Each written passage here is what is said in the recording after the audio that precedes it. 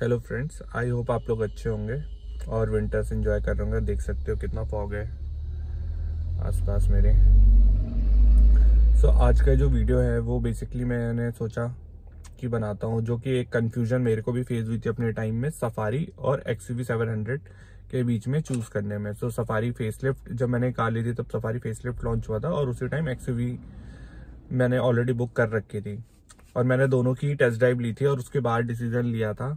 क्या फैक्टर्स थे मेरे, और उसके बेसिस पे आपको भी शायद हेल्प मिल सकती है XUV और सफारी के बीच में अगर आप कंफ्यूज हैं तो।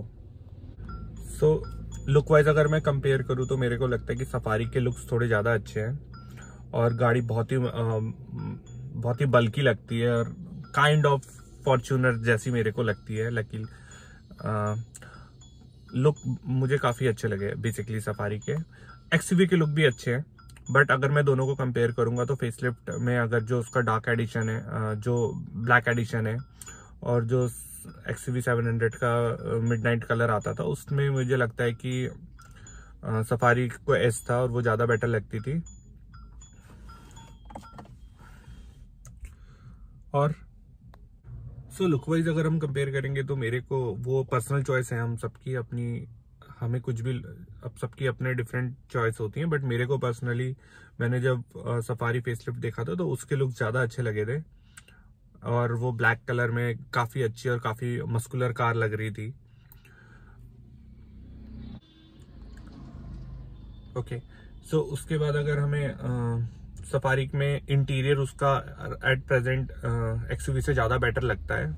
ऑल्दो XUV का इंटीरियर थोड़ा सा मेरे को एलिगेंट लगता है, बट सफारी का इंटीरियर ज़्यादा बेटर है, उसको ज़्यादा मॉडर्न और आप बोल सकते हो कि फ्यूचरिस्टिक ज़्यादा फील होता है। उसमें टच पैनल सब कुछ दिए हुए हैं, डुअल AC है, वो ऑब्वियसली XUV में भी है। वो सब चीज़ें हैं। इंटीरियर वाइज भी वो अच्छी है काफ़ी। बाकी उसमें जो बॉस मोड आता है वो उसमें जो सीट्स आती हैं वो इलेक्ट्रिकली आप एडजस्ट कर सकते हो, और XUV में मैनुअल लीवर दिया हुआ है। एंड उसके बाद उसकी बैक सीट्स में भी जो कैप्टन सीट्स आती हैं वो वेंटिलेटेड हैं। एक बहुत बड़ा एज है। एंड ऑल्सो जो सफारी है उसका जो थर्ड सीट है वो ज़्यादा स्पेशियस है कंपैरेटिवली, मुझे ज़्यादा वो प्रैक्टिकल लगा कंपेयर टू XUV 700। अगर आपको 6 या 7 सीटर एज अ कार अपनी यूज करनी है तो मुझे लगता है कि सफारी उसमें ज्यादा फिट बैठती है। अब क्वेश्चन आता है कि फिर XUV हम क्यों चूज कर सकते हैं। XUV के पास कुछ एडवांटेजेस हैं, जैसे एक है इंजन ऑप्शन। XUV के पास पेट्रोल आ जाता है जो सफारी में नहीं आता है। उसके बाद XUV के पास डीजल भी आता है, ऑल व्हील ड्राइव भी आता है, जो कि हम सबको ही पता है कि इंजन ऑप्शन के बेसिस पे थोड़ा सा उसको एक एज मिलता है। और सेम सेल्स फिगर्स भी आप देख सकते हो कि इसीलिए शायद XUV के ऊपर आते हैं। अब आते हैं कि XUV में और क्या बेटर है। XUV में जो प्रैक्टिकली मेरे को बेटर लगती हैं चीजें, वो एक ये लगता है कि उसका इंजन ज्यादा पावरफुल है, ज्यादा पावर जनरेट करता है। आप कंपेयर कर सकते हैं दोनों को। एंड आई थिंक इसमें टॉर्क भी ज्यादा है और BHP भी ज्यादा है। XUV 700 में अराउंड 184 BHP के आसपास ये जनरेट करता है। इंजन इसका ज्यादा पावरफुल है। अगर आप ड्राइविंग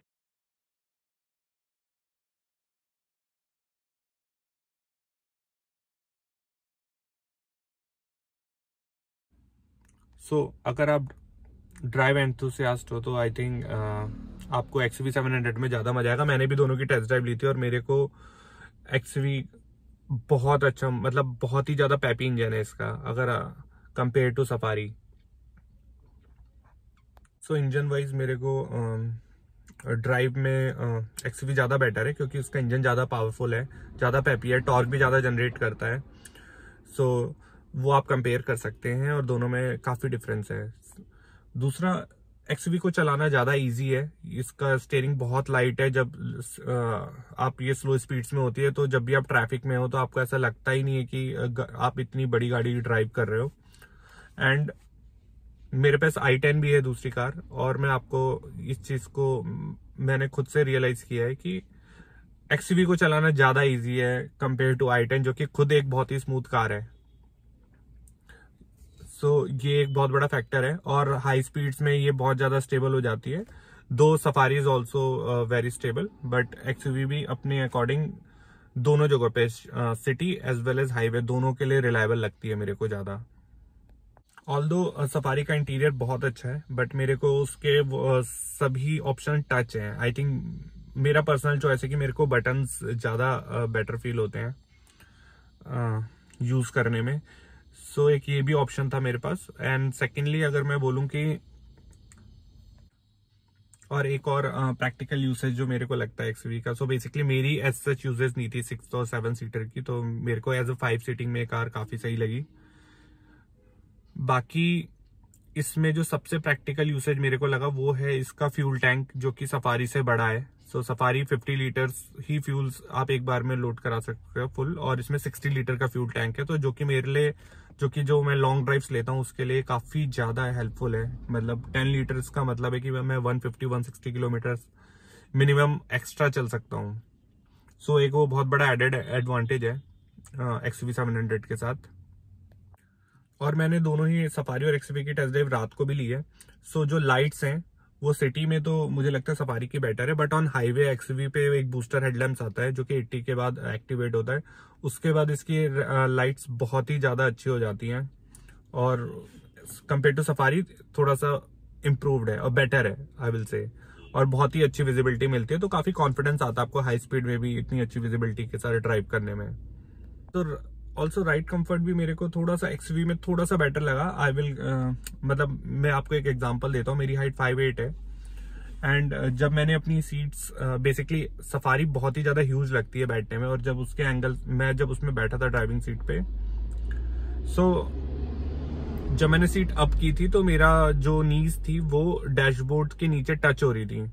बट सेम चीज अगर मैं आपको अपने एक्सयूवी में करता हूँ तो मैं काफी कंफर्टेबल सीट पे बैठ सकता हूँ। तो मेरे को लगता है शायद कि जिनकी हाइट मेरे जितनी है, जो एवरेज हाइट है 5'7", 5'8", 5'9", तो उनके लिए एक्सयूवी में सिटिंग पोजीशन थोड़ी ज्यादा बेटर है। और अगर आपकी हाइट थोड़ी ज्यादा है तो 6 फीट प्लस है या 6 फीट है, तो आई थिंक सफारी में लुक ज्यादा अच्छा मतलब आपको ज्यादा कंफर्टेबल सीट्स मिलेंगी। बट ये जो नी टच वाला इशू है वो बिल्कुल प्रैक्टिकल है, मतलब आप लॉन्ग जर्नी पे काफी ज्यादा परेशान हो जाओगे। सो ये मेरे को फील हुआ था, और ये मेरा एक बहुत बड़ा रीजन था कि मैंने एक्सयूवी प्रिफर की थी सफारी से। अब आते हैं एक और मेजर फैक्टर, वो है सर्विस। सो सर्विस के मामले में टाटा और महिंद्रा दोनों ही एवरेज हैं कंपेयर टू हुंडई या मारुति या टोयोटा आप देखोगे। बट अगर मैं सिर्फ टाटा और महिंद्रा को कंपेयर करूं तो महिंद्रा थोड़ा सा बेटर है कंपेयर टू टाटा। तो ये एक भी एक बहुत बड़ा एच पॉइंट है। बाकी देखिए टेक्निकल इश्यूज अभी दोनों ही कार्स में आ रहे थे, जैसे टच स्क्रीन का और एक सस्पेंशन का इशू एक्सयूवी में है, जो कि अब काफी लेवल तक कम हो गया, वो फर्स्ट बैच की कार्स में है। बट कंपेयर टू सफारी उसमें अभी फर्स्ट बैच की कार्स ही चल रही हैं फेसलिफ्ट की, और उसमें ज्यादा इश्यूज हैं। एंड नेक्स्ट पॉइंट मेरे को एक और लगता है जो कि रीसेल पॉइंट, और रीसेल में ये इशू है कि जो टाटा है वो हर 6 महीने में फेसलिफ्ट या कुछ अपडेट्स ले आता है, तो उससे टाटा की कार की रीसेल वैल्यू कंपैरेटिवली महिंद्रा की कार से कम है। सो ये भी एक बहुत बड़ा फैक्टर है चूज करने का। बाकी गाइज कार्स अपनी पर्सनल चॉइस है, और दोनों ही कार अपनी मेड इन इंडिया है, और हमें इन दोनों को ही सपोर्ट करना चाहिए। दोनों ही कार बहुत अच्छी हैं, बहुत ही इंटरनेशनल मार्केट के लेवल की कार्स हैं। सो आई होप इस वीडियो को देखने के बाद आपको कुछ आइडिया मिला हो कि हमें कौन सी कार किस बेसिस पे चूज करनी चाहिए, अगर स्पेसिफिकली आप एक्सयूवी और सफारी में कंफ्यूज हैं। आई होप आपको ये वीडियो अच्छा लगा होगा, और अगर अच्छा लगा तो प्लीज इसको लाइक करें, सब्सक्राइब करें मेरे चैनल को, और इस वीडियो को शेयर करें अपने फ्रेंड्स के साथ जो भी कंफ्यूज हैं। और अगर आपको लगता है कि मैंने इस कंपैरिजन में कोई पॉइंट मिस कर दिया है तो प्लीज कमेंट सेक्शन में जरूर ऐड करें, मैं उसको आगे फ्यूचर में जरूर ट्राई करूंगा ऐड करने का। So thank you so much, have a nice day, bye.